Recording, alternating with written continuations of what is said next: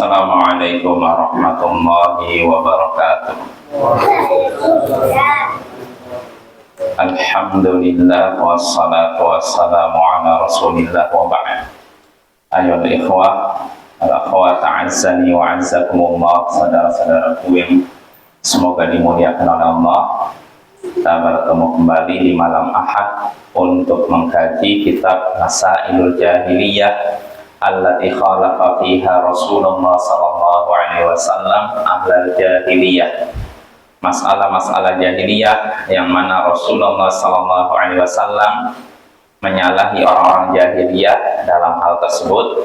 Karya Syekhul Islam Mujaddidul Da'wah Muhammad ibnu Abdul Wahhab bin Sulaiman At-Tamimi rahimahullahu ta'ala.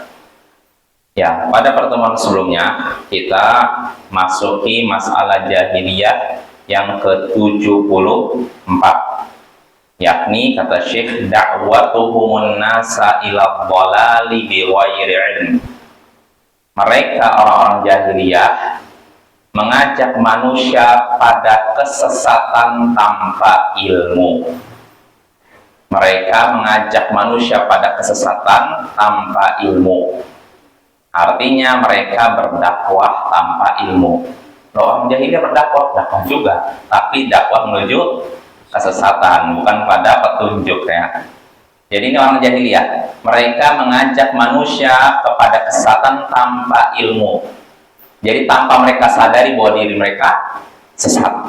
Nah ini, dan di sini Syekh Shalal Fauzan ketika menjelaskan mensyarah poin ini, beliau menyatakan ad-da'watu ilallahi bi ghairi ilm hiya min amali ahli jahiliyah.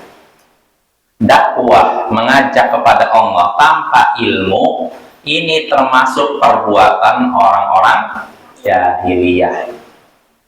Jadi ketika seorang ngajak kepada Allah, ayo ibadah kepada Allah, tapi tanpa ilmu, ini menyerupai orang-orang jahiliyah. Ya, karena orang jahiliyah ngajak manusia tanpa ilmu. Ya, begitu juga kalau ada orang yang mengikuti mengajak orang pada Allah, ingin menyadarkan orang dari maksiat, tapi tanpa ilmu, ini juga menyerupai orang-orang jahiliyah. Ya, kenapa demikian? Di sini kata Syekh sini, li'anna Allah amara bid-da'wati ila sabili ala basirah. Karena Allah telah memerintahkan dakwah, menyuruh berdakwah menuju jalannya di atas basirah.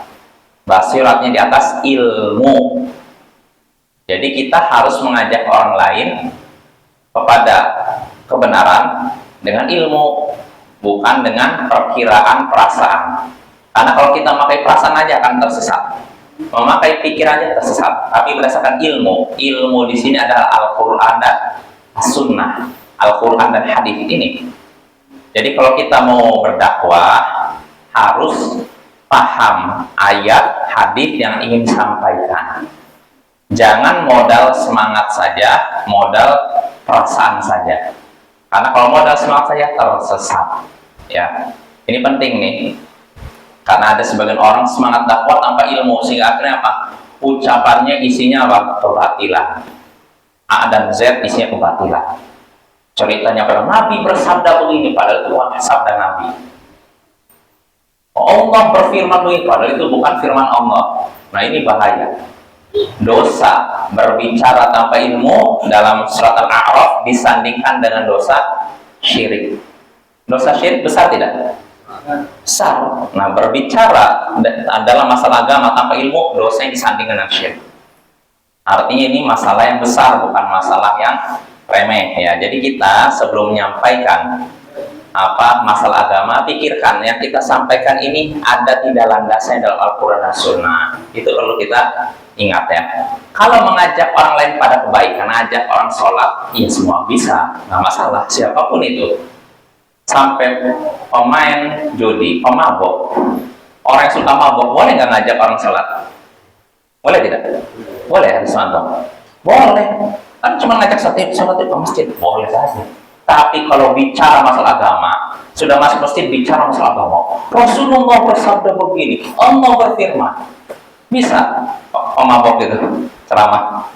kemarin masih megang bir, sekarang udah ceramah. Nggak bisa seperti itu. Karena kalau misalkan orang yang sehari-harinya megang bir lalu disuruh ceramah, isi kepalanya cuman bir whisky, bir bintang gitu kan.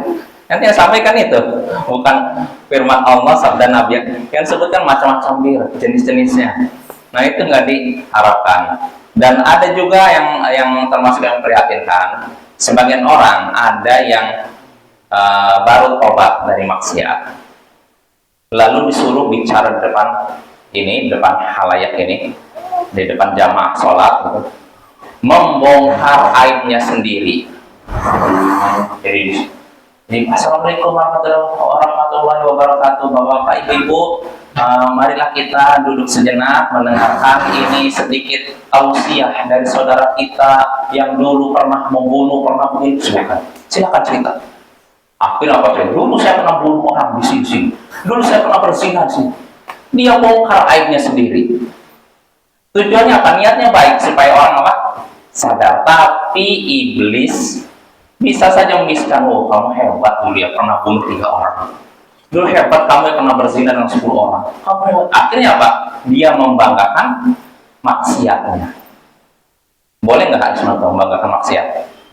Nggak boleh. Dosa besar. Dan itu termasuk dosa yang nggak diampuni. Jadi Nabi dalam hadis pernah menyatakan, kullu ummati mu'afa ilal mujahirin. Setiap umatku diampuni, dapat ampunan kecuali orang yang terang-terangan berbuat dosa. Nah, ketika disebutkan orang terang-terangan berbuat dosa, mungkin yang terbayang cuma orang misalkan berzina depan umum, ini tuh.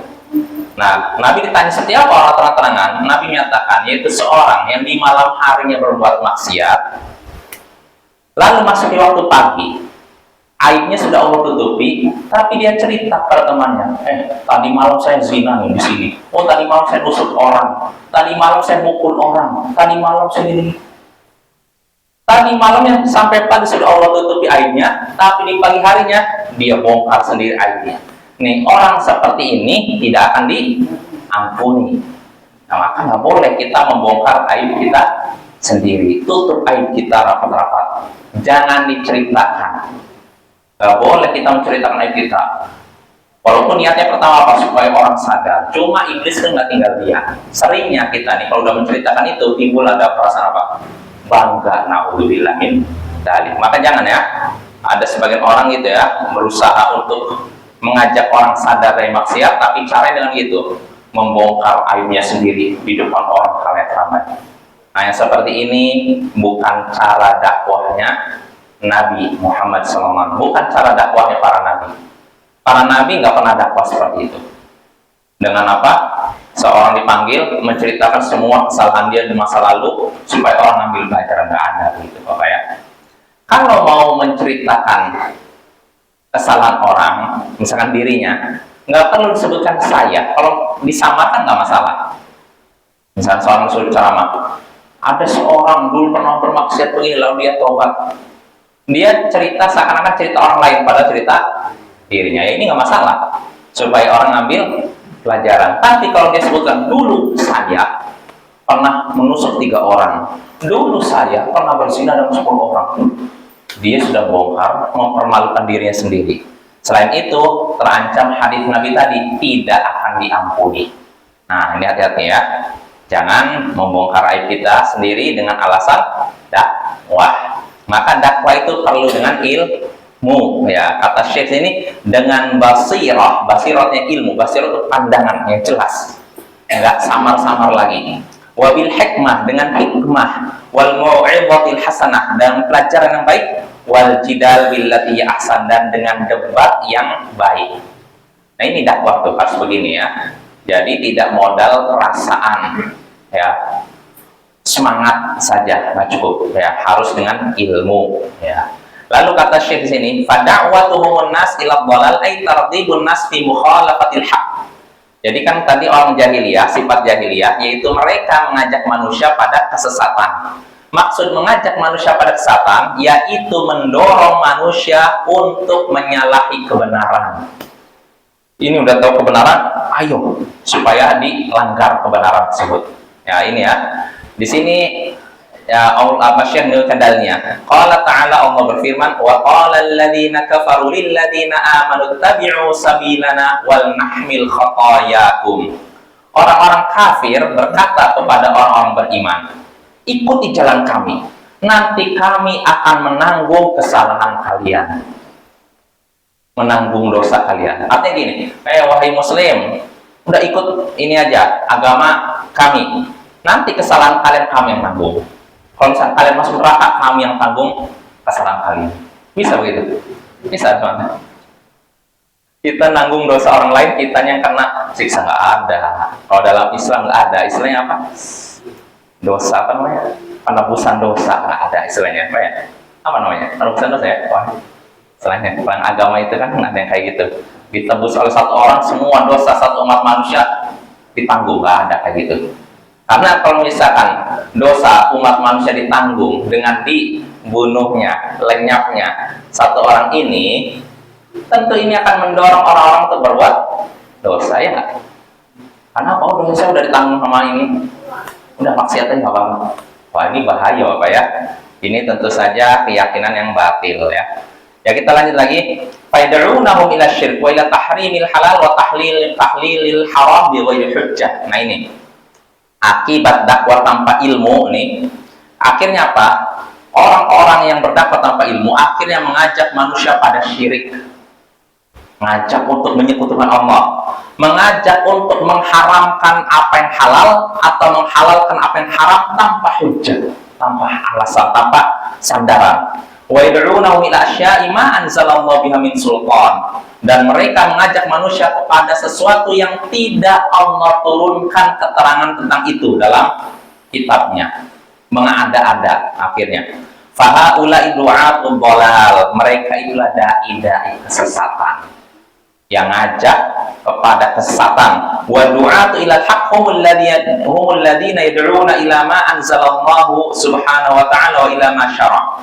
Sedangkan dai-dai yang mengajak kepada kebenaran, yaitu mereka yang mengajak kepada apa yang Allah turunkan. Apa yang Allah turunkan? Apa yang Allah turunkan, Dede? Apa yang Allah turunkan? Hujan. Mengajak kepada hujan itu sih. Mengajak kepada apa? Apa yang Allah turunkan? Al-Quran kan? Ya kan?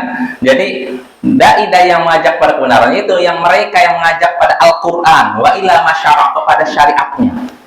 Nah, ini dai-dai yang mengajak pada kebenaran. Ataupun dai-dai yang sesat, mereka tidak mengajak pada Al-Quran, tidak mengajak pada hadis, tapi mengajak kepada pemimpin-pemimpin mereka. Dikultuskan pemimpin. Kamu kalau mau sampai kepada Allah nggak bisa langsung ketemu Allah, harus lewat guru.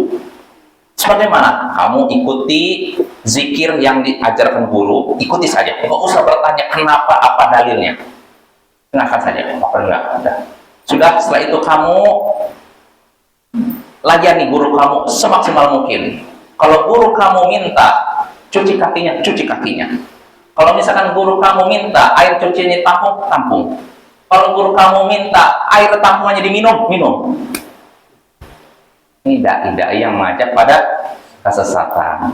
Dan udah ada lihat kan filmnya kan di Malaysia kan, yang bikin viral di Indonesia. Dan itu memang di satu sisi mungkin kita lucu melihatnya, tapi itu kenyataan ada di negara kita, di negara tetangga kita. Fenomena orang-orang yang memanfaatkan keluguan masyarakat digunakan untuk kepentingan diri pribadi.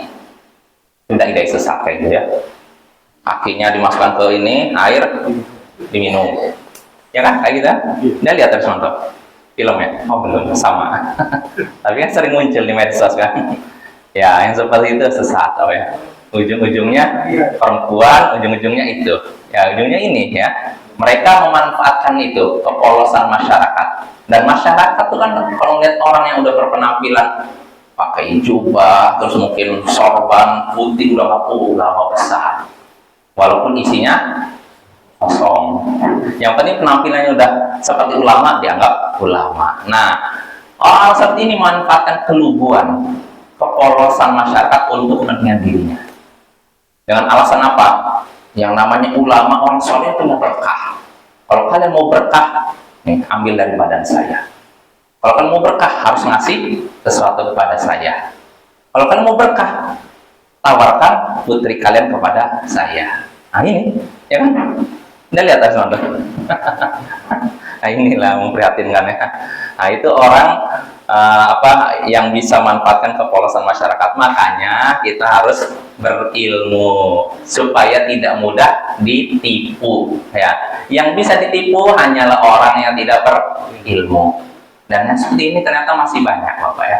Saya lihat di medsos juga ada seorang yang dianggap tokoh agama diciumin tangan oleh ibu-ibu sambil gini, ya kan? Aduh, ini masyarakat kita ternyata masih lugu. Lugu itu masih bahasa ringan, bahasa istilahnya bahasa halusnya. Kalau bahasa kasarnya apa? Iya, artinya bisa kan ditipu kayak gitu kan. Mereka demi mencari berkah katanya mencium tangan ini sampai bolak-balik sambil ketok-ketok ngitung kepalanya, ya kan? Nah ini apa ya? Nah, yang dicelup tangannya. Iya, itulah fenomena yang memprihatinkan di masyarakat kita. Nah, saatnya kita membersihkan penyakit seperti itu dari masyarakat kita. Jadi harus cerdas masyarakat kita. Caranya bagaimana? Belajar. Terutama belajar masalah akidah. Orang yang belajar akidah tidak akan mudah tertipu seperti itu. Tidak akan tertipu dengan namanya tabarruk itu, cari-cari berkah di tangan-tangan orang soleh, di kuburan mereka. Ujung-ujungnya duit itu dimanfaatkan supaya orangnya itu duitnya tebal ya. Macam, kamu kalau mau cari berkah datang di makam ini, lempar uang situ. Nanti udahnya pergi, uangnya diambil sama dia, ya kan? Iya, iya. Itu nyata Bapak. Saya dulu masih kecil diajak sama nenek saya ke sebuah makam yang dianggap Wali Songo. Nggak perlu saya sebutkan namanya lah, sensitif. Saya masih kecil kan, tahunya ini tokoh Wali Songo, seorang wali Allah lah gitu. Diajak ke ini makamnya ini bertingkat, jadi berbukit. Jadi dia ini misalkan ini pintunya, jadi ada beberapa tingkatan. Dia di tingkatan paling atas. Jadi kalau mau naik ada beberapa pintu. Nah, saya waktu sama nenek cuma di pintu pertama. Kalau mau naik pintu berikutnya harus apalah, mungkin bayar apa gitu loh. Nah, saya perhatikan ketika itu orang-orang melempar uang-uang receh ke pintu-pintu. Saya ketika itu masih kecil nanya ke nenek, kenapa itu? Katanya nanti kalau kita lempar uang situ, uang jadi berlipat ganda katanya. Kalau saya lemparkan 1.000 nanti bisa balik 100.000 gitu. Oh gitu ya. Saya masih kecil, polos lah. Agak nggak percaya, setengah percaya nggak percaya begitu ya. Terus saya lihat di sisi lain ada sumur Bapak ya. Jadi di situ sumurnya itu ada penjaganya, orang pakai sorban putih, baju kayak jubah putih. Mereka ngambil air dimasukkan ke jerigen-jerigen. Terus saya perhatikan nenek beli itu. Apa itu? Oh airnya seperti zam-zam Pak. Berkah. Jadi berkah katanya. Ini kan yang seperti ini hanya dipercaya oleh orang yang polos. Ini bahasa lembutnya nih. Kalau orang yang cerdas, yang sudah belajar akidah, nggak akan mudah tertipu yang seperti ini, Bapak ya. Nah, cuma yang sayangnya masih banyak masyarakat kita yang tertipu seperti itu. Jadi meyakini air itu seperti air zam-zam. Dengan melempar uang ke pintu tersebut, nanti uangnya akan berlipat ganda. Kita dapat uang yang berlipat ganda. Lebih dari apa yang kita lemparkan. Padahal setelah kita pergi, apa yang dikumpulkan? Allah, ini apa yang makanya pentingnya belajar akidah ya, supaya kita tidak mudah ditipu ya. Kita lanjut. Nah itu contoh apa tadi, mengajak manusia pada kesesatan tanpa ilmu. Lalu kata Syekh di sini, wa min du'atil dhalalil yaum alladzina yad'una an-nasa ila syirk wa ibadatil adlihati wal qubur.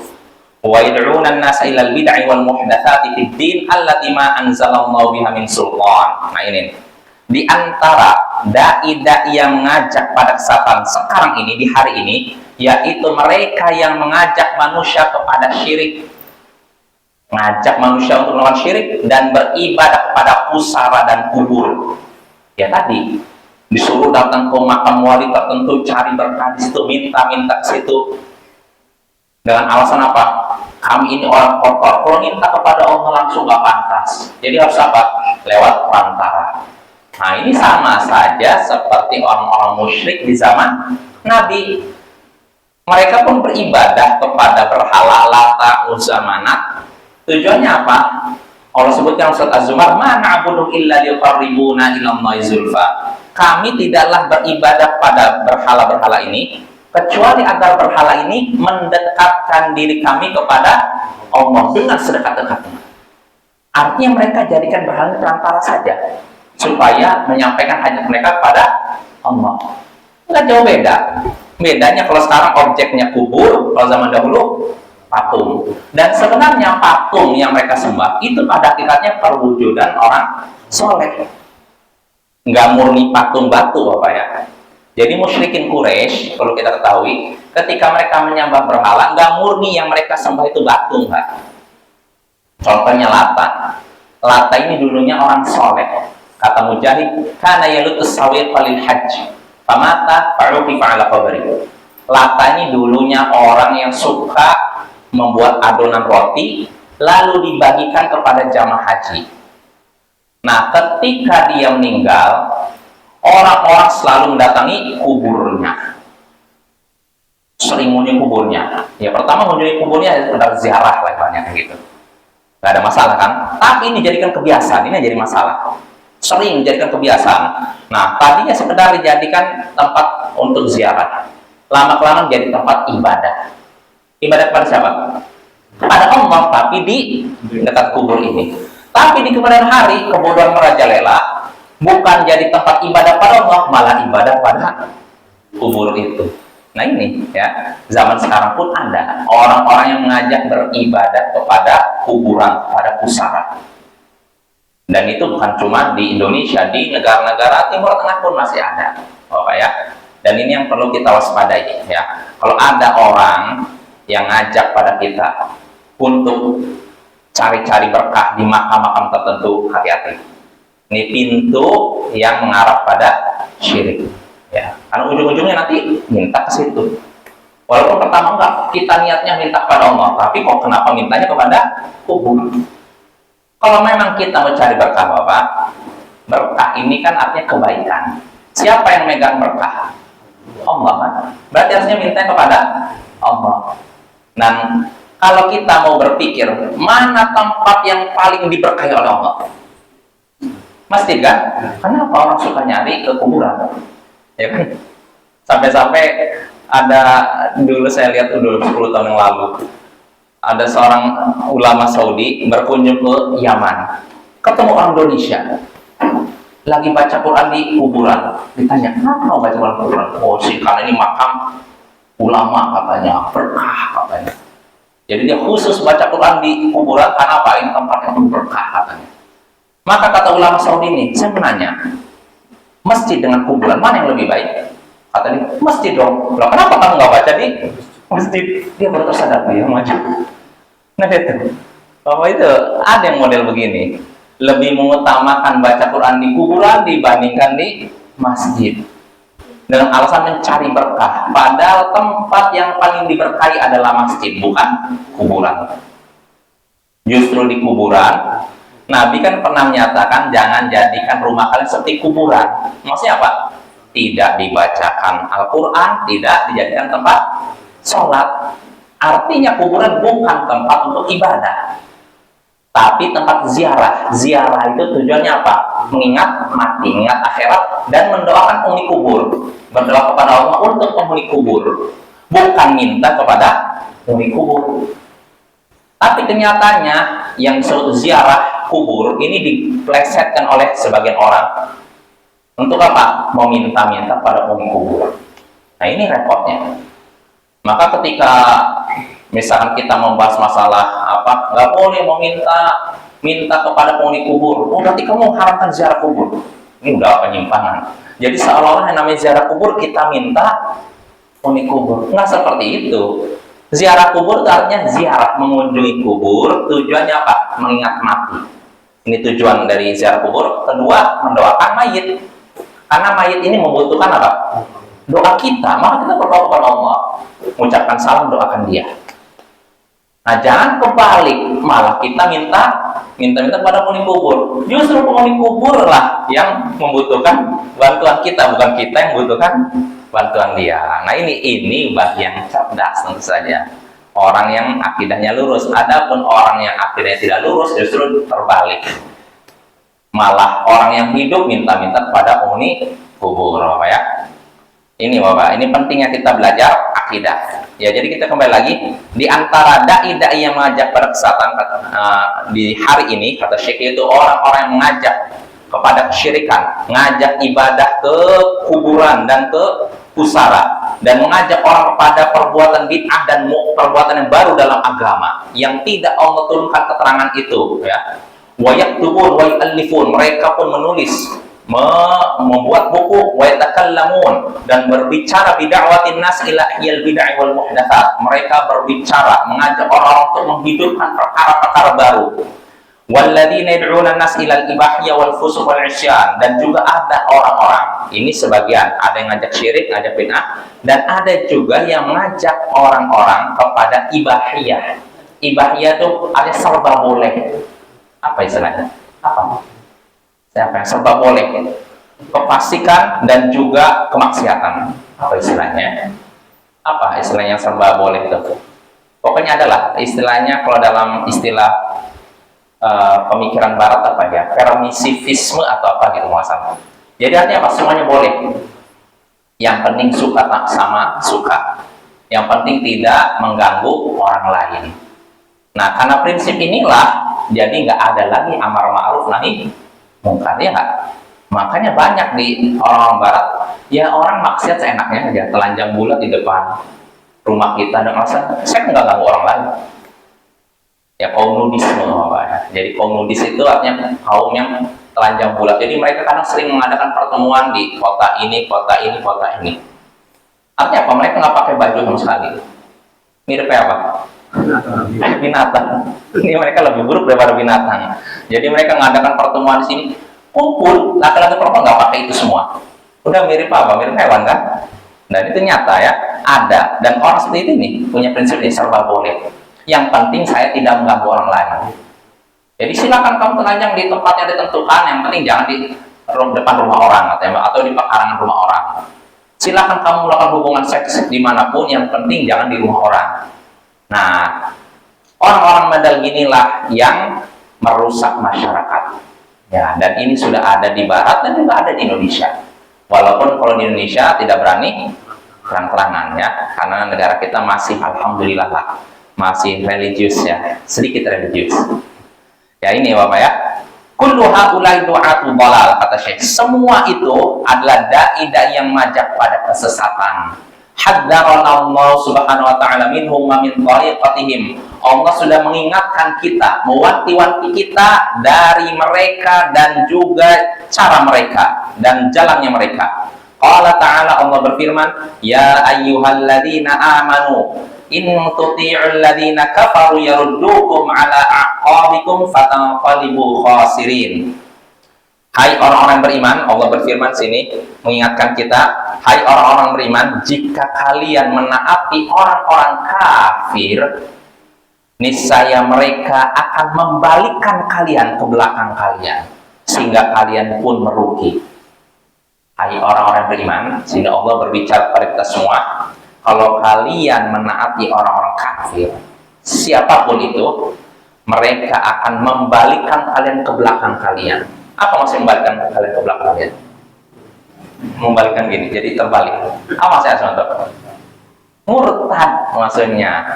Kalau kita mau menuruti kemauan orang kafir, akan murtad, sehingga akan kita pun merugi.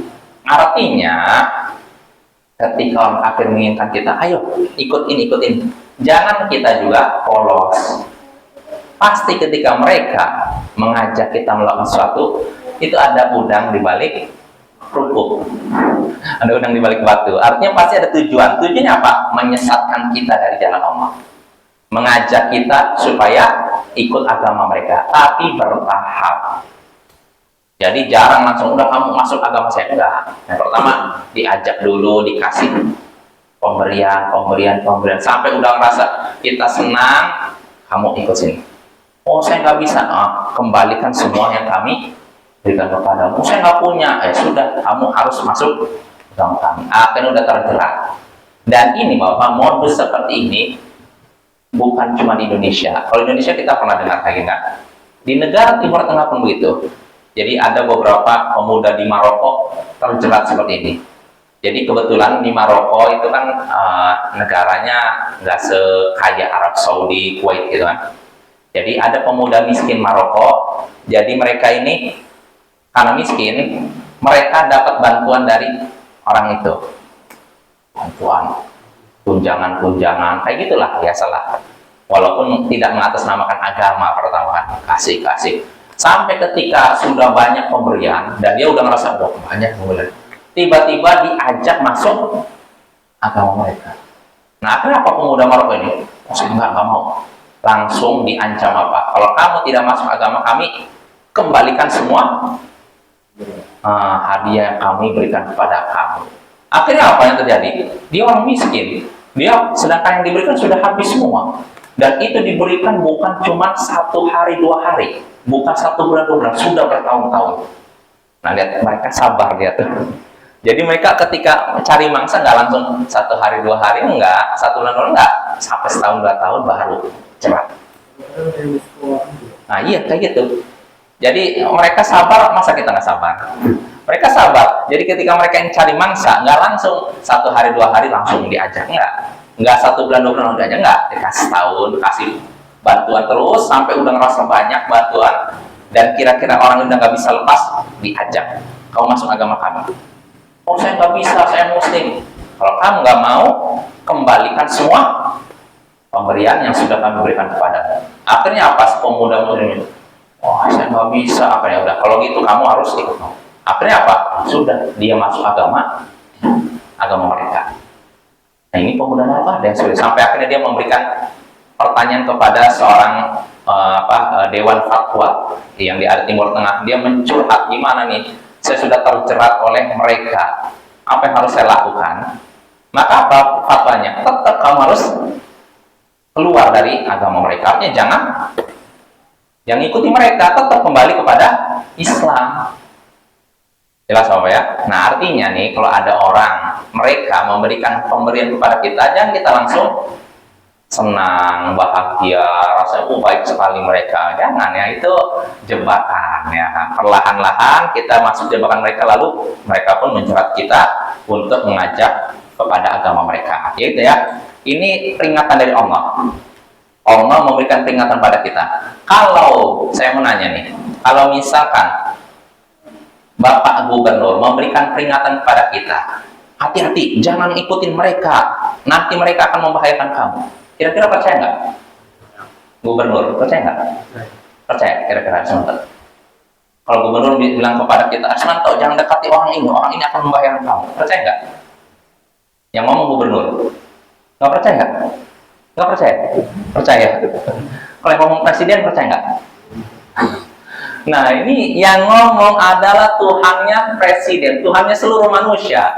Allah katakan, kalau kalian menaati orang-orang kafir, mereka akan mengembalikan kalian ke belakang kalian. Maksudnya menjadikan kalian murtad, sudah masuk Islam, balik lagi.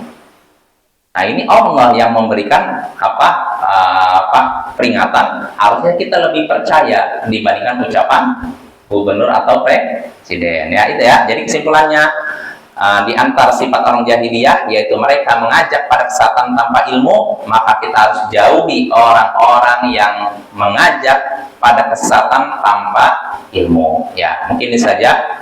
Insyaallah pada pertemuan berikutnya kita masuk masalah jahiliyah yang ke-75, yaitu da'watuhum iyyaumil kufri ma'al ilm. Mereka orang jahiliyah mengajak pada kekafiran dalam keadaan tahu. Kalau tadi kan mengajak pada kesesatan dalam keadaan apa? Tidak tahu. Tapi kalau berikutnya, ngajak pada kekafiran dalam keadaan tahu bahwa itu kafir. Berarti mana yang lebih parah? Yang sekarang. Ya, insyaallah kita bahas pada pertemuan berikutnya. Subhanakallahumma bihamdik, asyhadu an la ilaha illa anta, astaghfiruka wa atubu ilaik. Assalamualaikum warahmatullahi wabarakatuh.